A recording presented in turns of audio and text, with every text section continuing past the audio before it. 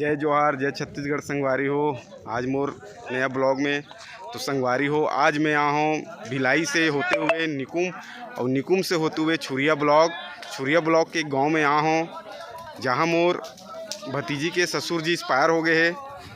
तो ये समाज के आदमी मैंने संगवारी हो आप मतलब दिखाता हूँ। और ये जले के प्रक्रिया भी चलत है। तो आज मोर भतीजी के परिवार में बहुत दुख के घड़ी के बात है और भगवान वाला ओकर परिवार ला सहानुभूति दे और परम पिता परमेश्वर है परम पूज्य गुरु घासीदास बाबा समधी जी के आत्मा ला शांति प्रदान दे, अपन चरणों में स्थान दे। और संगवारी हो जे गांव में आ हो, पूरा एकदम चट्टान है, चारों तरफ पहाड़ी इलाका है। तो आज के ब्लॉग में बस इतना ही संगवारी हो।